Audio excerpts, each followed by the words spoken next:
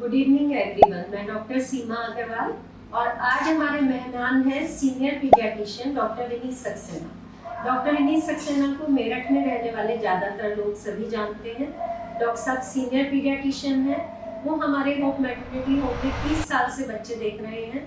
Doctor साहब का बहुत अच्छा हाथ है और हमें हमेशा डॉक्टर साहब ने बहुत ज़्यादा मोटिवेट किया है कुछ बहुत अच्छी चीज़ों के लिए, जिनमें से स्तनपान एक बहुत इम्पॉर्टेंट है। स्तनपान यानी कि ब्रेस्ट फीडिंग। दूसरे डॉक्टर साहब ने हमारे यहाँ डिलेड कॉर्ड क्लैंपिंग यानी कि जन्म के 1 मिनट बाद कॉर्ड को क्लैंप करना ये स्टार्ट कराया है। तो जैसा आप सब जानते हैं कि विश्व स्तनपान सप्ताह चल रहा है और ऑल ओवर द वर्ल्ड हम लोग स्तनपान सप्ताह या ब्रेस्ट फीडिंग वीक मना रहे हैं। तो हम क्या जरूरत है ब्रेस्ट फीडिंग वीक मनाने की, कब ब्रेस्ट फीडिंग जन्म के बाद शुरू करानी चाहिए, क्यों जरूरी है, पहले घंटे की क्या इम्पोर्टेंस है, माँ को क्या फ़ायदे हैं, बच्चे को क्या फ़ायदे हैं, ये सब बातें हम डॉक्टर साहब से डिस्कस करेंगे। हमारे गांव में क्या चैलेंज आते हैं, हमारे शहरों की औरतों को कुछ अलग चैलेंज आते हैं, तो ये सारी बातें मैं डॉक्टर साहब से पूछना चाहूँगी।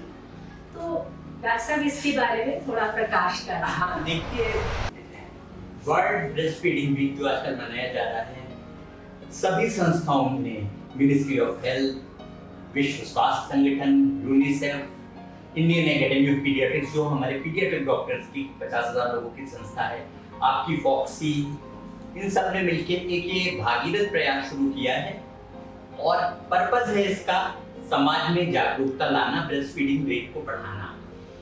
तो जहाँ तक ब्रेस्ट फीडिंग की बात है ना, इसमें जो भी विसंगतियां आई हैं, जो खामियां आई हैं, आप नेचर के साथ चलोगे सब कुछ ठीक चलेगा। रूरल बैकग्राउंड वाले देखें कि जब भी किसी बफेलो को बच्चा होता है, गाय को बच्चा होता है, अपने आप बच्चा क्रॉल करके ब्रेस्ट से जाके अटैच हो जाता है। तो नेचर ही हमें शिक्षा दे रहा है दोनों चीजों की, जिसका आपने एक तो मतलब आपको भी बधाई देना शुरू करूंगा कि you were the first gynaecologist of Meerut जिससे मैंने कहा डिलेड कॉर्ड क्लैंपिंग शुरू करी जाए, और आपने पहली बार में उसे शुरू किया और मतलब लीस्ट मोटिवेशन और सफलतापूर्वक पिछले 25 सालों से आपके यहाँ हर नॉर्मल डिलीवरी में हो रही है। हाँ, तो बात थी डिलेड कॉर्ड क्लैंपिंग और सी सेक्शन में भी कर रहे हैं। सी सेक्शन में लोग विश्वास नहीं करते थे, पहले मुझे भी कॉन्फिडेंस नहीं था, लेकिन अपने कॉलीग्स के वीडियो देखे और सी सेक्शन में डिलेड कॉर्ड क्लैंपिंग और 1 घंटे के अंदर ब्रेस्ट फीड शुरू कराना। हाँ, 1 घंटे के अंदर ब्रेस्ट फीड शुरू कराना बहुत चैलेंज है जी। बहुत हद तक ना हम चलो हिंदुस्तान की परंपराओं और कल्चर पे बहुत गर्व करते हैं, लेकिन कुछ जो कल्चरल हमारी परंपराएं हैं वो भी आप मानोगे किसी न किसी, अब वो जो एक है कि बुआ आएगी वो पहले शहद चटाएगी, तब तक 2-2.5 घंटे निकल जाते हैं, तो हम वो पीरियड लॉस कर जाते हैं। हाँ जी, हाँ जी। वैसा आप यकीन नहीं करेंगे, मैंने इन लोगों से कहना शुरू कर दिया कि भाई तुम मुझे बुआ मान लो, आंटी को बुआ मान लो, हम फीडिंग स्टार्ट करा देते हैं, नेक तुम बुआ को दे देना। तो नेचर और पेशेंट मानते भी हैं बात को, वो हमारी बात को, जो 1 घंटा हमारा होता है, गोल्डन आवर होता है, तो हमने आपके कहने के बाद हर सी सेक्शन में भी स्टार्ट कर दिया और पिछले 15-20 सालों से हम उस 1 घंटे में नॉर्मल में, सी सेक्शन में, सब में, मतलब आप यकीन नहीं करेंगे, हम कॉर्ड कट करने से पहले बेबी को ब्रेस्ट पे दे देते हैं मदर की। ज्यादातर गायनेकोलॉजिस्ट से मेरी शिकायत है कि जो सी सेक्शन का सामान लेकर उसमें दूध का डब्बा भी आ जाता है। भाई क्यों ऐसा? इसका मतलब कहीं ना कहीं देखो अंदर से मोटिवेशन की कमी है और हम इस चीज को एक्सेप्ट कर चुके हैं, करते हैं कि भाई शुरू में मिल्क नहीं होता, इतनी ज्यादा डीप सीटेड हो गई है कि इससे बाहर आना बहुत जरूरी है। मतलब बहुत पॉजिटिव हो गया, हर लेवल पे सोचना है, कम्युनिटी के लेवल पे, फैमिली के लेवल पे, डॉक्टर्स के लेवल पे और एक्सपर्ट से एक्सपर्ट डॉक्टर के लेवल पे। इस चीज को तभी चेंज और चैलेंज को हम एक्सेप्ट कर पाएंगे। दरअसल आपको एक बात बताऊं, हाँ, हमने पिछले 10 सालों से अपने यहाँ दूध का डिब्बा और ये फीडिंग बॉटल रखना बंद कर दिया है। अभी कई बार क्या होता है, जो शहरों के पेशेंट आते हैं, पढ़े लिखे पेशेंट होते हैं, उनको लगता है कि भाई दूध का डिब्बा बड़ा अच्छी चीज है, हाइजीनिक है, ये मेरे बेबी के लिए बेस्ट है। तरह तरह की फैंसी बॉटल्स लाते हैं, ग्लास बॉटल लाते हैं, इलेक्ट्रिक हीटिंग वाली बॉटल लाते हैं, स्टरलाइजर बॉटल का अलग से लाते हैं। उनको ये चीजें खरीद के अच्छा लगता है कि भाई बहुत दिन बाद पहला बच्चा हो रहा है और मैं अपने बेबी की बेस्ट केयर करूं, और उनको लगता है कि भाई मैं ये बेस्ट कर रहा हूँ। लेकिन मैंने आपके कहने के बाद कि भाई कोई भी दूध दे दो, कटोरी चम्मच से दे दो, ये स्टार्ट करा दिया। कोई भी मरीज मुझे गंवार मानता है, जो पढ़े लिखे होते हैं, हाँ, मैं भी क्या करूं? हाँ, होता है। और सब माफी चाहूंगा नानी और दादी से, मतलब सबसे ज्यादा हर्डल है दादी का। अगर पोता पोती आ गए वो सारी दुनिया छोड़ के, और ये जो कॉन्सेप्ट है ना, दूध पूरा नहीं हो रहा है, बच्चा भूखा रह गया, ये इसमें सबसे बड़ी खलनायिका दादी होती है। तो अब आप सोचो, मतलब समझाने का तरीका, काउंसिल करने का तरीका ये होता है ना कि दादियाँ तो नाराज हो जाएंगी कि सारी दादियों को इतना सारी पॉपुलेशन को आप खिलाफ कर देंगे। दादी नॉट एनफ मिल्क, बहुत दूध पूरा नहीं पड़ रहा है, इस चीज को काउंसिल करना। मतलब अब मोटी सी बात है, अगर हम नाश्ते में 1 कटोरी पोहा खाएं या 6 पराठे खाएं, पेट के लिए हमारी जरूरत के लिए 1 कटोरी पोहा बनता है। समझाने की बात ये होती है कि अगर ब्रेस्ट फीड ले रहा है और बच्चे की वेट गेन ठीक है और 24 घंटे में 4-5 बार शुशु कर रहा है, 3-4 बार गोल्डन येलो कलर के स्टूल कर रहा है, तो अब सब कर रहा है, सब कुछ ठीक चल रहा है। एक आपसे भी कहते होंगे वो तो पड़ोसी का या मेरी नंद का बच्चे ने, वो साथ के हैं दोनों, और वो डब्बे का पीता है, वो तो तगड़ा हो रहा है, ये बेचारा पतला सा लगता है। अभी कौन ने बताया कि ओबेसिटी के जो बीज हैं सीजन वो चाइल्डहुड में पड़ जाते हैं। और अभी तो ये आ गया है कि जो हमारा एथेरोस्क्लेरोसिस है, हमारे हार्ट की जो नसें हैं वो हमारे पहले साल में ब्लॉक होनी शुरू हो जाती है। डिजीज है जो अब non communicable, obesity, infancy, hypertension, diabetes, obesity, इन सब की शुरुआत बिल्कुल इन्फेंसी से शुरू हो जाती है। ब्रेस्ट फीडिंग समझाने का तरीका सबसे अच्छा ये है कि मतलब एक बच्चा बहुत मोटा ताजा सा दिखाई दे रहा है, एक पतला सा दिखाई दे रहा है, समझाने के लिए कि भाई जो डब्बे में आ रहा है या जो भैंस का बफेलो में फैट ज्यादा होता है इसलिए मोटा होता है। तो आपको अपना बच्चा कैसा चाहिए, भैंस जैसा चाहिए या आदमी जैसा चाहिए? ह्यूमन मिल्क वाला क्या, बहुत चंचल होगा, बहुत शैतान होगा, कुछ ना कुछ करता रहेगा, लेकिन पतला होगा, हाथ पैर उसके पतले लगेंगे। वेइंग मशीन पे अगर आप वे करोगे तो उसकी ग्रोथ के जो कर्व है, ग्रोथ की वेलोसिटी, वेट बढ़ने की वेलोसिटी बिल्कुल आइडियल होगी। और बफेलो मिल्क वाला टॉप फिट वाला ओवरशूट करेगा। यदि अब जो आप देखो 6th क्लास का 7th क्लास का बच्चा 50-50, 60-60 किलो का हो जाता है, क्यों है? शुरुआत वहीं से हो जाती है ना, शुरुआत ब्रेस्ट फीडिंग होती है, टॉप फीडिंग, उसके बाद जंक फूड और वहीं से गाड़ी पर। और यही वजह है 30 साल पे हार्ट अटैक हो रहा है। क्यों हो रहा है? कोरोनरीज में फैट डिपॉजिट तभी से शुरू हो गया। अच्छी बात कही। और पूरे समाज का आप बताओ कि वो जो एक खासतौर से जो टेक महिलाएं हैं जो जॉब और दिन में भर जॉब किया कि फिगर खराब हो जाती है, ये भी मिथ है। आप कैसे समझाते हो उस चीज को कि लेडी तो कहती हैं? मैं ऐसे समझाती हूँ, देखिए जब भी ब्रेस्ट फीडिंग हो रही है तो कुछ बच्चे के लिए बेनिफिट है, जैसे कि बच्चे का इमोशनल बॉन्डिंग हो जाएगी। जो पहला दूध है, कोलोस्ट्रम जिसे हम कहते हैं, वो एक तरीके का टीका है। पूरी जिंदगी हमें जो जो बीमारियां हुई, हमारी बॉडी ने एंटीबॉडीज बनाई, वो सारा मेमोरी हम अपने बच्चे को पास ऑन कर रहे हैं। एंटीबॉडीज, ल्यूसीन, आइसोल्यूसिन, टॉरिन, ये अमीनो एसिड्स जो आयरन, जितनी ब्रेन की ग्रोथ होती है मैक्सिमम 6 मंथ में होती है। आपने टॉप फीड दिया, फैट वाला मिल्क दिया, भैंस का दिया, डिब्बे का, इतना ज्यादा फैट चला जाएगा कि दिमाग उसका भैंस जैसे हो जाएगा। और ह्यूमन मिल्क है, टॉरिन है, बढ़िया अमीनो एसिड है, ल्यूसीन है, एसेंशियल फैटी एसिड है, शार्प ब्रेन होगा। तो अगर हमें इंटेलिजेंट सिटीजन चाहिए, इंटेलिजेंट बच्चा चाहिए, आजकल आपकी बॉडी में कुछ हो, स्ट्रेंथ कुछ हो, लेकिन अगर आपका दिमाग तेज नहीं है तो आप कामयाब नहीं हो सकते। तो उसकी शुरुआत के लिए इंटेलिजेंट बच्चे रखने के लिए ब्रेस्ट फीडिंग 6 महीने तक एक्सक्लूसिव, 1.5 साल तक कॉम्प्लीमेंट्री फीडिंग के साथ, तो 2-2.5 साल तक। और इन बच्चों का इमोशनल डेवलपमेंट भी बहुत अच्छा होता है। इम्यूनिटी बहुत अच्छी होती है, लाइफ लॉन्ग ओबेसिटी नहीं होती, डायबिटीज नहीं होता, हाइपरटेंशन नहीं होता, सारी चीज छोड़ के IQ और इंटेलिजेंस उसका कैंसर कोई का मुकाबला होते नहीं हैं होता। उसका हाँ। मुकाबला नहीं है। इमोशनल मदर इंटेलिजेंस, के कैंसर से ये ओवेरियन कैंसर वगैरह का इसका भी तो कुछ ये है लिटरेचर। हाँ, मदर को जो बेनिफिट आते हैं, सबसे पहला बेनिफिट तो ये है कि भाई उसको आराम मिलता है। अभी सर्दी की रात में रात को 2 बजे डब्बे का दूध बनाने को भागना और वहीं बिस्तर में लेटे लेटे फीड करा देना, इनमें कितना फर्क है आराम में। रात में 4 बार अगर उठना पड़ गया तो वो रात गई। एक तो उसे आराम मिलता है, दूसरे उसकी बच्चे से इमोशनल बॉन्डिंग होती है, तीसरे मदर की फिगर वापस आ जाती है। अभी आप एनिमल में भी देखो, जो ब्रेस्ट फीडिंग एनिमल्स हैं वो पतले होते चले जाते हैं, वो दूर से ही पहचान में आते हैं कि ये काऊ फैट मोबिलाइज होता है हाँ जी, बेटी में भी। हमारी बॉडी में 9 महीने में जो फैट स्टोर बनाए हैं वो सब मोबिलाइज हो जाते हैं जब ब्रेस्ट फीड कराते हैं। उसके अलावा मदर को ब्रेस्ट कैंसर और ओवेरियन कैंसर का रिस्क बहुत कम होता है।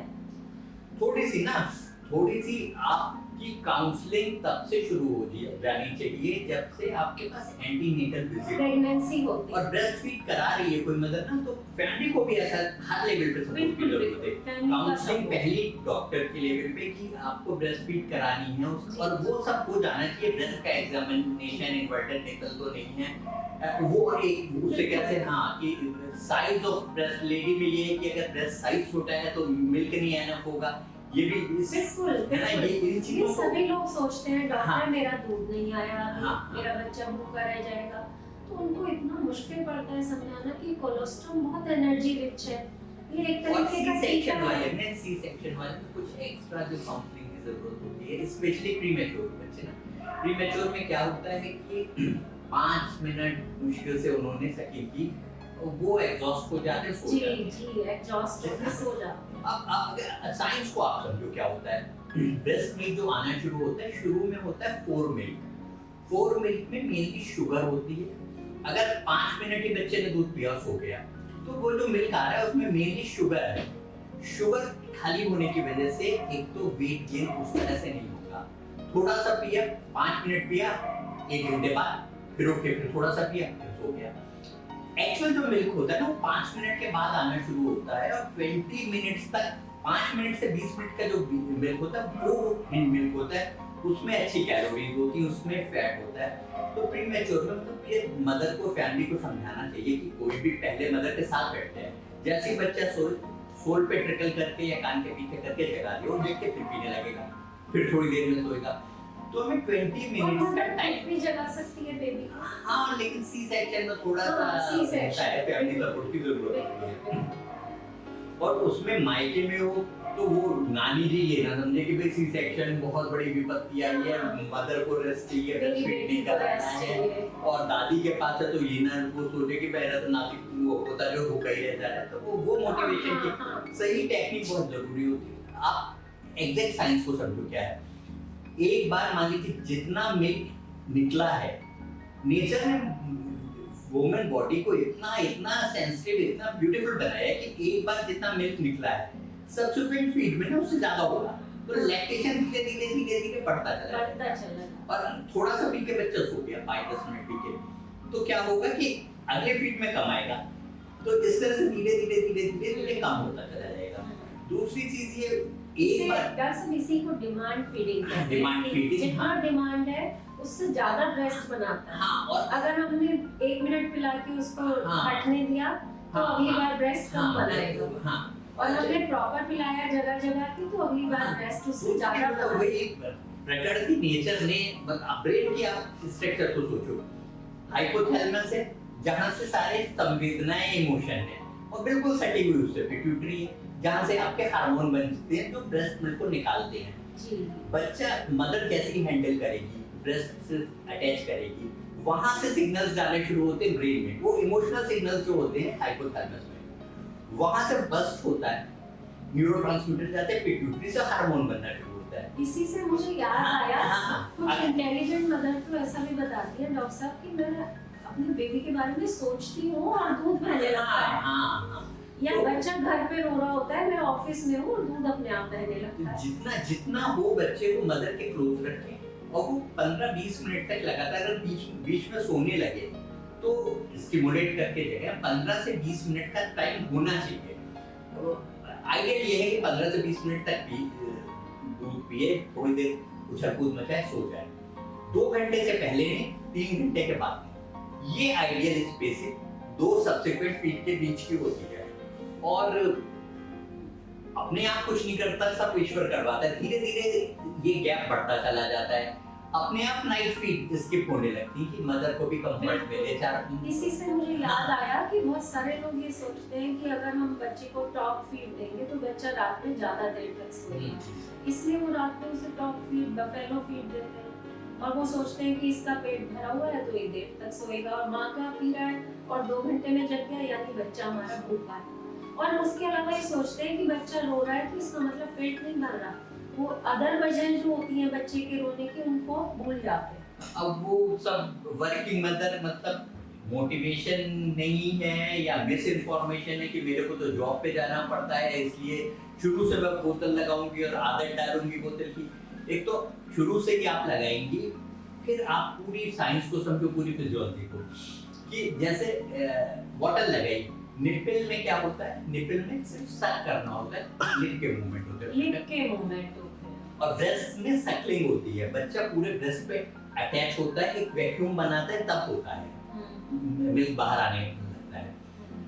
एक बार आपने बॉटल करा दी, बच्चा मदर के ब्रेस्ट पे भी जाके ना सिर्फ टीट को ऐसे करेगा, को चलाएगा, हाँ मिल्क आएगा ही नहीं, वो फ्रस्ट्रेट होके और मदर के ब्रेस्ट को इंजर्ड कर देगा, है ना। तो एक बार पिलाने से भी पंगा हो सकता है, निपल कंफ्यूजन, यानी कि बच्चा जो है फिर निपल से ज्यादा अटैचमेंट प्रॉपर नहीं होगा ना, अटैचमेंट वो निपल को लाइक क्यों करने लगता है? वो सर इंसान मैडम स्वभाव से आलसी है। अब एनर्जी आप देखो, बॉटल में हल्की सी एनर्जी लगा के अपना दूध मिल रहा है, आसान है। उसमें पूरी एक एक्सरसाइज भी होती है ना, बच्चे की ब्रेस्ट पे सील बना के स्क्वीज करना मिल्क को, तो फिर एक तो आसानी की वजह से वो नहीं करेगा, और लिप मूवमेंट से पूरा आप एनाटॉमी देखो, आगे ना पूरे एरोला को उस पे सील जैसे प्रॉपर सील बना के वैक्यूम क्रिएट करना, वो वैक्यूम क्रिएट नहीं होगा ही नहीं, फिर वही नेगेटिव फीडबैक। माँ का दूध पीने में उसकी ज्यादा मेहनत लगेगी, ज्यादा एक्सरसाइज लगेगी, इसलिए वो सोचता है कि मैं बॉटल को, मतलब लेजीनेस आ जाती है। दूसरे फिर निपल कंफ्यूजन एक टर्म है, वो ब्रेस्ट पे जाके सिर्फ टीट को प्रेस करेगा और मिल्क निकलेगा नहीं, क्योंकि एरियोला जब तक नहीं बच्चा एग्जैक्टली यही होता है। तो डॉक्टर साहब, दर्शकों को मैं ये बताना चाहूंगी कि एरियोला निपल के सराउंडिंग एरिया को कहते हैं। बेबी जब हमारा एरियोला को सक करता है तब मिल्क का प्रॉपर फ्लो बनता है। बेबी की पोजीशन बहुत इंपॉर्टेंट है, उसे ये ना लगे कि हमने हवा में लटका दिया, उसे आप दूध में पिलो पे रख के ऊंचा कर लें, प्रॉपर सपोर्ट दें, मोबाइल ना चलता हो, कोई बोलता ना हो, आप किसी से ना बोलें ताकि बच्चे का ध्यान ना बटे। ये बहुत इंपॉर्टेंट है। आइडियल मतलब बच्चे का मुंह जो है, ये लोअर लिप जो है ये इवर्टेड रहे, चिन ब्रेस्ट को टच करे, और mouth should be widely open, you नहीं हो, पूरा वो लगे, और सील जो है लिप्स उसके पूरे एरोला जैसे डॉक्टर साहब ने बताया ना कि निपल टीथ के चारों तरफ का जो ब्लैक एरिया है एटलीस्ट वो 2/3 माउथ से बच्चे के कवर हो, तो वाइड ओपन माउथ हो, ये नीचे का लिप इस तरह से इवर्टेड हो, और चिन जो है वो ब्रेस्ट को टच कर रहे हो। ये वाले जो फीडिंग के पैटर्न को देखो, बड़ा बहुत ही मस्त होता है। कैसे करेगा, बस कहते हैं 4-5 बार लेगा, फिर एक पॉज होगा। वो पॉज इसलिए होता है कि जितना मुंह में आए उसे वो सॉलो कर लेता है। 4-5 बार लिया, इसे बर्स्ट कहते हैं। 4-5 बार क्विकली मिल्क लिया, फिर सॉलो किया, क्विकली मिल्क लिया, अच्छा सॉलो किया, हाँ अच्छा 4-5 बार लेने के बाद सॉलो करता है, फिर निकलता है, हाँ वो थ्रोट में रोक के रखता है, फिर निकलता है, रोक के रखता है। तो ये तो आपने बहुत अच्छी जानकारी दी, I was not aware about this. बहुत सारी मदर कहती हुई मिलती हैं मेरा मिल्क बहुत पतला है, इससे क्या होगा बच्चे का? मिल्क, अब वो अपने मिल्क को कंपेयर, अब ये तो वेस्टर्न यूपी में तो 10 साल में तो पूरा हिंदुस्तान घूम लिया हूँ कि आप भी सुन के हंसोगे, पता नहीं आपके पेशेंट बताते हैं या नहीं बताते हैं कि मिल्क को एक कोई धर्मगुरु निकलवाते हैं एक उसमें, और उसमें चीटा डालते हैं। अगर चीटा डूब गया तो मिल्क गड़बड़ है, वो मिल्क नहीं देना चाहिए। मतलब चीटे का दम घोल के और सोचते हैं कि ये मिल्क खराब है। जबकि वो सिंपल सी साइंस है, आप किसी भी मिल्क पे डालोगे तो चीटा डूबेगा ही डूबेगा। डूबेगा। अच्छा, वो जो आपकी बात में हमारे बीच में लगी कि मिल्क बहुत अच्छे घरों के पढ़े लिखे लोग भी ये बात करते हैं।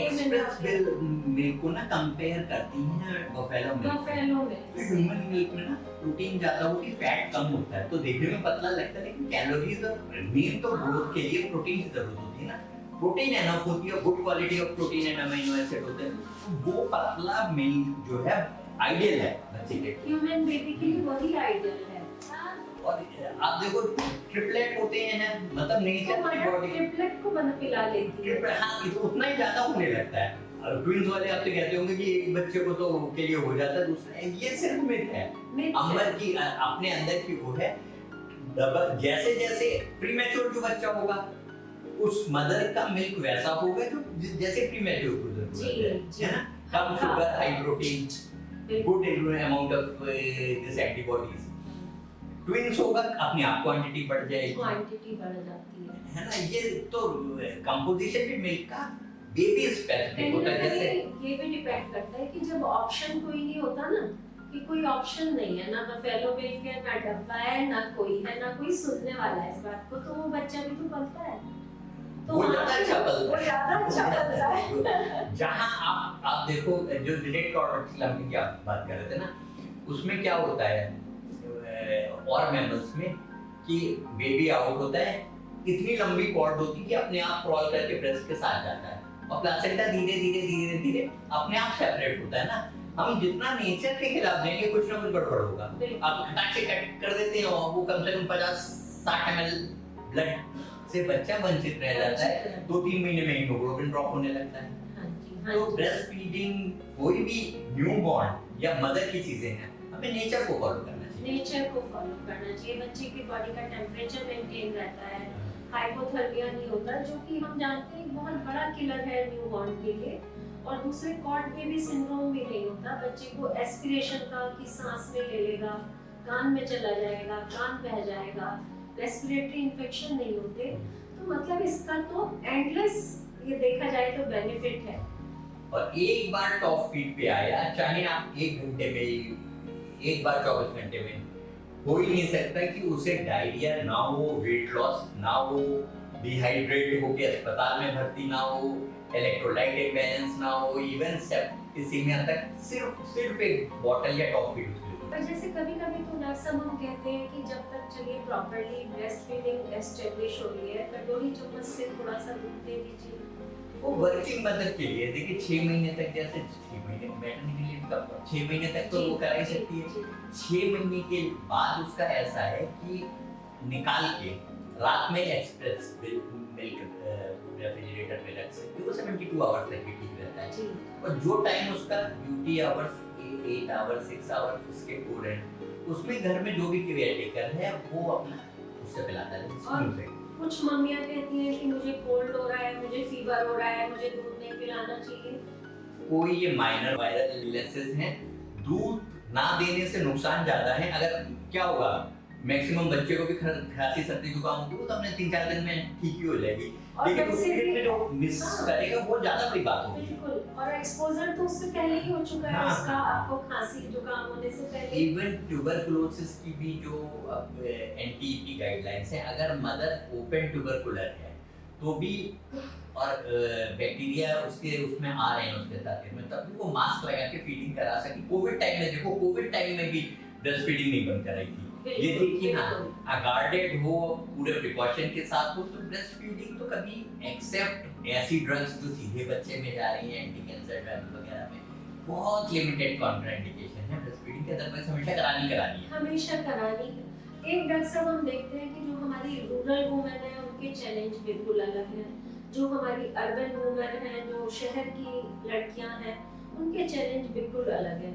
वो अपनी नौकरी में, अपने घर में डबल शिफ्ट कर रही होती हैं, बहुत स्ट्रेस्ड आउट होती हैं, वो ब्रेस्ट फीडिंग के बेनिफिट भी जानती हैं, लेकिन इतना स्ट्रेस हो जाता है कि फिर भी प्रॉपर नहीं करा पाती। तो उनके लिए भी कुछ टिप्स दीजिए, जो डॉक्टर हैं, नर्स हैं, आईटी सेक्टर के हैं, टीचर्स हैं, नाइट शिफ्ट वर्कर्स हैं, वो क्या करें, उनके लिए ब्रेस्ट मिल्क बैंकिंग के बारे में बताएं।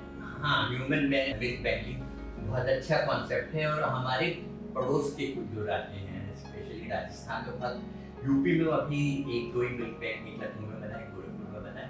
गोरखपुर शहर हमारा हमेशा पर एक तरह से हम अपने घर में भी तो कर सकते हैं कि सपोज हम 2 घंटे को 4 घंटे को वर्क पे जा रहे हैं। हाँ, वो वही तो मैं बता रहा हूँ, मिल्क वर्किंग निकाल मदर के है। फ्रिज में हाँ, रखते हैं। वर्किंग मदर है। देखिए पहले 6 महीने पंपिंग कर रहे हैं। 6 महीने वो मैटरनिटी लीव पे है, जी, उसे जरूरत ही नहीं है। जरूरत ही नहीं। उसके बाद में कॉम्प्लीमेंट्री फीडिंग शुरू हो जाती है। जी, 2-3 आप जब वर्किंग आवर है एटलीस्ट उसमें से 2 बार आप कॉम्प्लीमेंट्री फीडिंग दे सकते हैं। हाँ जी, हाँ जी। और मिल्क का ही है तो 2 बार आप रात का जो थोड़ा सा तो मदर के एफर्ट्स लगाने पड़ेंगे जब बच्चा सो गया अराउंड से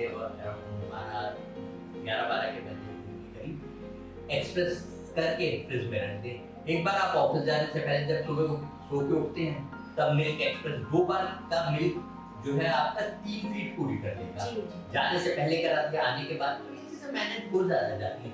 जैसे जैसे बच्चा बड़ा होता जाता है आपका ब्रेस्ट फीडिंग का टाइम कम होता जाता है, फ्रीक्वेंसी कम होती जाती है, कॉम्प्लीमेंट्री बढ़ती चली जाती है, तो एक्सक्लूसिव मदर मिल्क पे रखा जा सकता है बच्चे को, और कोई चैलेंज इसमें नहीं है। डॉक्टर साहब ये भी लगता है कि पार्टनर इन्वॉल्वमेंट और फैमिली सपोर्ट बहुत जरूरी है ताकि मदर कभी भी बर्न आउट ना हो या उसका कॉन्फिडेंस लो ना हो। कॉन्फिडेंस और प्लस डाइट, जैसे कि अपनी डाइट इतनी फॉल्टी है, इतना हाई कैलोरी डाइट देंगे, पानी नहीं देंगे, दूध नहीं देंगे, और जबकि यही सबसे ज्यादा लिक्विड डाइट सबसे ज्यादा देना। लिक्विड मतलब पानी तो प्यास ना लगे तब भी वो मान के चले कि 1 लीटर तो कम से कम 1-1.25 लीटर कैसे पानी मेरे को लगता है 24 घंटे में 3 महीने का बच्चा 1 लीटर तो ब्रेस्ट लीटर से तो मिल्क निकाल लेता है। हाँ, 1 लीटर तो उसका तो सिर्फ उसमें चला 1 गया, लीटर पसीने में चला गया, टॉयलेट में चला गया, 1 लीटर बॉडी में चला गया। 750 ml करीब मदर के लिए चाहिए, 1 लीटर बच्चे के लिए चाहिए।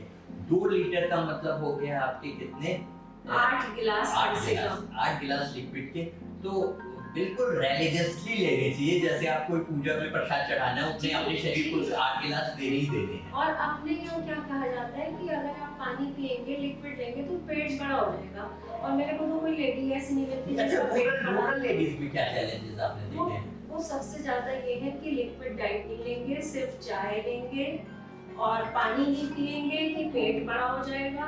और बच्चे को होते ही शहद, कोई कोई तो शहद में काला नमक मिला के वो भी देना है, ग्राइंड वाटर देना है। वो एजुकेशन से, काउंसलिंग से हर लेवल पे वैसे मतलब गवर्नमेंट ने भी सिस्टम अच्छा डेवलप किया है। आशा की एंटीनेटल है, उनके पास अच्छे अच्छे फ्लिप चार्ट हैं एजुकेट करने के, पता नहीं है वो कितने यूज हो रहे हैं, लेकिन एजुकेशन की, काउंसलिंग की, एडवोकेसी के साधन और माध्यम बहुत सारे हैं। जी, उनको फॉलो करें तो बहुत कुछ हो सकता है। एक मैं जो लोगों को देखती हूँ, कुछ लोगों को, कि अगर हम दूध पिलाएंगे हमारा फिगर खराब हो जाएगा, हमारा ब्रेस्ट सैग हो जाएगा, लेकिन हम इतना समझाते हैं कि ब्रेस्ट की सैगिंग जो है वो इस वजह से नहीं होती कि आप फीड करा रहे हैं, वो तो सपोर्ट ना देने से होती है। लिगामेंट होते हैं, अगर आप सपोर्ट नहीं देंगे तो वो मिल्क से भरा हुआ ब्रेस्ट इतना ज्यादा हैवी हो जाता है कि वो सैग हो ही जाएगा। अगर आप फीड नहीं कराएंगे तो और जल्दी सैग हो जाएगा, और ज्यादा होगा। और मतलब फीड ना कराने से वो और फीडिंग से तो engorged breast, painful breast, uneasy, uncomfortable हो जाएगा। बल्कि फीडिंग से तो बैक टू शेप में, कि उनको अपना शेप वापस मिल रहा है, ज्यादा मदद मिलती है। डाइट और फीडिंग बहुत इम्पोर्टेंट है। तेजी से डेवलप जैसे ब्लड बैंक है वैसे ह्यूमन मिल्क बैंक है ना? जी, सारे गवर्नमेंट हॉस्पिटल में लाइसेंसिंग थोड़ी सी उसकी मुश्किल है, लेकिन विद गुड हॉस्पिटल जहाँ मैटरनिटी ज्यादा है तो मिल्क बैंक में क्या होता है कि पूल कर लेते हैं सारा मिल्क, उसे एक प्रॉपर हाइजीन के साथ प्रॉपर टेम्परेचर पे रखते हैं और human milk for all babies. तो ये चीज हमें अपने इंस्टीट्यूशंस में, अपनी स्टेट में और हर लेवल पे, आपकी फॉक्सी भी गवर्नमेंट से डिमांड करे, आईएपी भी करे, न्यूरोलॉजी फोरम भी करे। This is the need of country, of city, of society. बिल्कुल, ये तो आपने बहुत ही यूजफुल बातें बताई। अब छोटी छोटी टिप्स दे दीजिए कि किस तरीके से अगर वो बहुत उन्हें फॉलो करके उनका ब्रेस्ट फीडिंग सक्सेसफुल हो जाए। पहली शुरुआत होती है एंटीनेटल काउंसलिंग से। दूसरी बेबी होते के साथ ही वो जो फर्स्ट गोल्डन आवर का, जैसे ही वो आप ब्रेस्ट से अटैच करते हैं और तुरंत भी कर सकते, 1 घंटे के अंदर अंदर अंदर तो कराना ही कराना है, पहली चीज। तीसरी चीज, बॉन्डिंग के लिए सेपरेशन नहीं होना चाहिए, बच्चा और मदर साथ साथ रहनी चाहिए। डिस्चार्ज से पहले हर डिस्चार्ज से पहले आपको एक बार फिर काउंसिल करना कि सही, एक बार में 15 से 20 मिनट तक पिलाना है, आइडियल 2 घंटे की स्पेसिंग है, रात में बच्चे को मदर के साथ रखना है। फिर अब जब वो पीडियाट्रिशियन के पास जाना शुरू होता है ना, तो उस समय भी मॉनिटरिंग जरूरी है। इम्यूनाइजेशन विजिट होगी 1.5, 2.5, 3.5 महीने में, तो उसमें अगर ग्रोथ चार्ट प्लॉट करें और बच्चे का सिंपली वेट देखें, फीडिंग टेक्निक सही है, एनफ मिल्क जा रहा है, ये सब मॉनिटरिंग हो सकती है, काउंसलिंग भी हो सकती है और प्रॉब्लम भी एड्रेस करें। दूसरा चैलेंज, एक और भी प्रॉब्लम है कंट्री की, प्रोलॉन्ग ब्रेस्ट फीडिंग जो करते हैं वो कराते हैं 6 मंथ पे कॉम्प्लीमेंट्री फीडिंग एड ऑन भी जरूरी है, तो वहां पर उन्हें प्रॉपर समय देना चाहिए। आपकी जो इम्यूनाइजेशन विजिट है 3 वो इतनी इंपॉर्टेंट है, वो सिर्फ टीका लगा के भेज देने की नहीं है, उसमें आप कॉमन प्रॉब्लम्स देखो, उनकी बात सुनो, वेट गेन देखो, ग्रोथ वेलोसिटी देखो, काउंसलिंग करो, हाइजीन की काउंसलिंग करो, ये सारी चीजें हर लेवल पे हमें। ये आपने बहुत इम्पोर्टेंट बात की तरफ ध्यान दिलाया। बहुत सारे लोग 2 साल 3 साल एक्सक्लूसिवली ब्रेस्ट फीड करा रहे हैं और वो बच्चा इतना ज्यादा क्रैंकी हो जाता है, इतना क्रैंकी के किक वेट लॉस पीला पड़ जाता है उसमें, क्योंकि वो टॉप फीडिंग नहीं दे रहे हैं और उसका प्रॉपर जो वीनिंग होती है कि दूसरा अदर फूड ऐड करना है वो नहीं कर पा रहे हैं। बच्चा जिद्दी हो गया है, वो माँ को छोड़ ही नहीं रहा है। ज्यादातर बच्चे मैं देखती हूँ बिल्कुल पीले पड़ने लगते हैं दूसरे साल में, अगर उनका ब्रेस्ट फीडिंग से वीन नहीं किया उन्होंने। तो timely introduction of right stuff of complementary feeding बहुत इंपॉर्टेंट पॉइंट है वो बच्चे की ग्रोथ के लिए, बच्चे के विकास के लिए। और ये चीज बिल्कुल हाँ, वो जो बात कहते जी अब तो 6 महीने का हो गया, ऊपर का दूध शुरू करें। ऊपर का दूध आपको कभी शुरू ही नहीं करना है जी, ऊपर का दूध नहीं शुरू करना है, ब्रेस्ट फीडिंग कंटिन्यू करिए, कॉम्प्लीमेंट्री सीरियल, वेजिटेबल, फ्रूट्स वगैरह जो। ऊपर के दूध का तो कोई कॉन्सेप्ट ही नहीं, ऊपर का दूध जब बड़ा हो, बच्चा का बहुत दूध पीने का मन करे तब देना है। लेकिन 2 महीने तक mother feeding plus complementary feeding, ऊपर की चीजें धीरे धीरे तक मिल्क कम भी होने लगता है, फिर 2 साल पे आप स्टॉप कर सकते हो। और बहुत सारी चीजें और देने की हैं। ऊपर के दूध का कॉन्सेप्ट आप स्वाद के लिए लेना चाहो, बड़े होने पे लेना चाहो, पनीर ले लो, दही ले लो, थोड़ा सा दूध ले लो, वो तो चलता है। लेकिन वो कि 6 महीने के बाद हमें ऊपर का शुरू, वो दैट इज नॉट एक्सेप्टेबल। बिल्कुल, ये भी आपने बहुत अच्छी बात बताई, क्योंकि हमारा जो अपना इंडियन समाज है, चाहे वो शहरी है चाहे वो विलेज में है, हम लोगों को लगता है कि डाइट में दूध नहीं है तो क्या खाएं, कुछ भी नहीं है। तो कहीं ना कहीं मतलब इतना ज्यादा दूध का रोल है कि बस बच्चे को भूख लगी गिलास भर के दूध दे दो। दूध को आप देखो 6 महीने के बाद एक्सेस दूध देने से और टॉप फीड आपने स्टार्ट किया, मतलब इंडिया की स्टैटिस्टिक्स देखिए कि सारी चीजें यहाँ सुधर रही हैं, एनीमिया बढ़ता जा रहा है, एनीमिया बढ़ रहा है, प्रेग्नेंट में भी बढ़ रहा है। NFHS 6 सर्वे में एनीमिया बढ़ा है, जो कि बहुत बड़ी बात है। उसकी वजह से क्या है, ये प्रोलॉन्ग मिल्क फीडिंग। अब मिल्क देने से एक तो जितना भी थोड़ा बहुत आयरन हम ले रहे हैं वो एब्जॉर्ब नहीं हो रहा है, वो आयरन है, और आयरन डाइट में भी डेफिशिएंट और हो रहा मिल्क है, में भी आयरन इतना अच्छा नहीं होता है, वो एब्जॉर्ब नहीं होने लगता ना। तो एनीमिया चैलेंज है कंट्री के लिए, और प्रॉपर आयरन स्टोरेज के लिए आयरन सिर्फ खून को नहीं बढ़ाता, ब्रेन की ग्रोथ, कॉग्निटिव फंक्शन इसके लिए जरूरी होता है। और कहीं ना कहीं हमें ये भी बताया जाता है कि जो बच्चे स्कूल में अच्छा परफॉर्म नहीं कर रहे होते, नॉट ओनली गर्ल्स बॉयज भी, उसमें एनीमिया जिम्मेदार होता है। एनीमिया चिंता की सबसे बड़ी चिंता की बात है कि एनीमिया बढ़ रहा है। वो सिर्फ हमारी कल्चरल प्रैक्टिस। अब हो क्या रहा है कि बेचारा जो गरीब है वो तो फीड पे फीड दूध और पतला दूध और माँ का दूध और गाय का दूध वो पिलाता रहेगा। जो अच्छा क्लास है उसे बर्बाद स्विगी जोमेटो ने, too much carbohydrate, too much maida and fast food, बिल्कुल जो जिसमें आप कहते हो मायरनेस में, कुछ भी तो नहीं है। हर क्लास में एनीमिया बढ़ रहा है। बिल्कुल बिल्कुल, ये मैं बिल्कुल एग्री करूंगी कि बच्चों में एनीमिया बहुत तेजी से बढ़ रहा है, और हम मतलब इतने पढ़े लिखे होके भी इस चीज पे ध्यान नहीं दे पा रहे हैं कि ये हमारे बच्चों को हो क्या है। 1 साल में एक बार हीमोग्लोबिन करा लें। और बच्चियों को जैसे मैं एक और देखती हूँ कि इतनी छोटी बच्चियों को आजकल प्यूबर्टी की एज कम हो गई है, पीरियड शुरू हो जाते हैं, छोटी हैं अभी, हाइट भी कम है, वेट भी 30 है और पीरियड होने लगा, ऑलरेडी डाइट फॉल्टी है, तो उस बच्ची को एनीमिया से क्या हाल होगा। ऑलरेडी उसको बॉडी ने कोई स्टोरेज नहीं दिया है कि अदरवाइज उसका स्टोर बना दिया है आयरन का, कैल्शियम का। तो ये चीज़ जो हम फर्स्ट ईयर ऑफ लाइफ में गलतियाँ करते हैं, ये आगे जाके बच्चे के एडल्ट होने तक उसके साथ चलती हैं कहीं ना कहीं। तो अपनी इस चर्चा को हम यही समाप्त करते हैं इस मैसेज के साथ, इस संदेश के साथ कि धन्य है वो माँ जो अपने बच्चे को 6 महीने तक एक्सक्लूसिव ब्रेस्ट फीडिंग कराती है। उसे परिवार में, समाज में एक अलग सम्मान मिलना चाहिए उसकी मदर इन लॉ के द्वारा, उसके पति द्वारा, उसके सास द्वारा, कि ये वो सोसाइटी के लिए एक इंटेलिजेंट, एक समझदार, बुद्धिमान नागरिक बनाने के लिए कंट्री को, सोसाइटी को कंट्रीब्यूट कर रही है।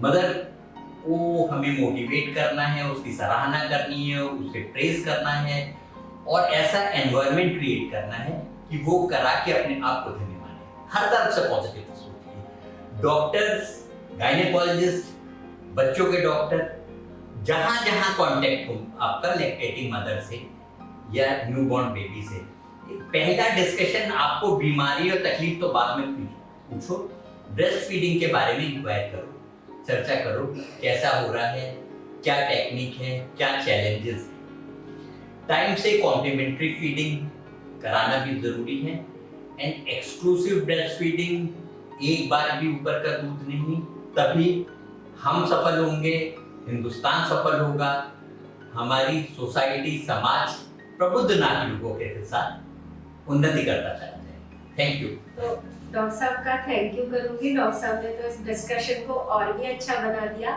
कि हमारा जो बच्चा है, जो हम एक इंटेलिजेंट और प्यारा बच्चा पैदा करने के बाद उसे पालते हैं, वो इस देश का भी असेट है, वो इस देश का खजाना है, हमारा अभिमान है। तो हम ब्रेस्ट फीडिंग करा के इंटेलेक्चुअली, इमोशनली मजबूत बच्चे बनाएं और एक अच्छे नागरिक देश के बनाएं। Thank you.